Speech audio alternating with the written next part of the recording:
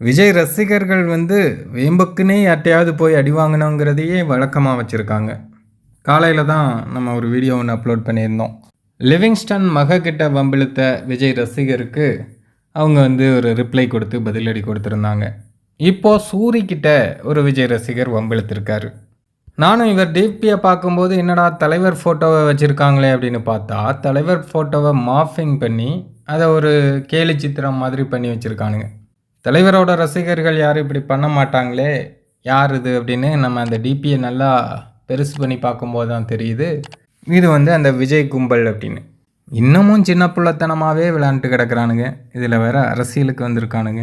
இந்த ஐடி பேர் வந்து பிளாக் மூன் @விஜய் துரை அப்படிங்கிற ஒரு பேரில் சூரி போஸ்ட்டுக்கு கீழே ஒரு கமெண்ட் பண்ணியிருக்கான். அதாவது திண்ணையில் கிடந்தவனுக்கு திடுக்குன்னு வந்துச்சான் வாழ்க்கை அப்படின்னு 2 சிரிக்கிற சிம்பிளை போட்டு சூரியை வந்து கேலி பண்ணுறாங்களாம்.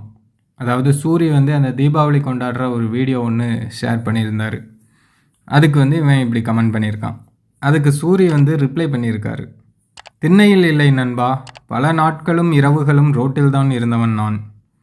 அந்த பாதைகள் தான் எனக்கு வாழ்க்கையின் உண்மையையும் மதிப்பையும் கற்றுத்தந்தது. நீயும் உன் வளர்ச்சியில் நம்பிக்கை வைத்து முன்னேறினா வெற்றி நிச்சயமாக உன்னை தேடி வரும் அப்படின்னு சூரி வந்து ரிப்ளை பண்ணியிருக்கா. அப்படி என்னதான் அவனுங்க கேவலமாக கமெண்ட் பண்ணியிருந்தாலும் கூட அதுக்கும் மனுஷன் வந்து இந்த மாதிரி, அதாவது நீங்கள் தான் கேவலமாக நடந்துக்குவீங்க, நாங்கள் அப்படி கிடையாது அப்படின்னு சொல்லி சூரி வந்து ஒரு சிறப்பான பதிலடி தான் கொடுத்துருக்காரு.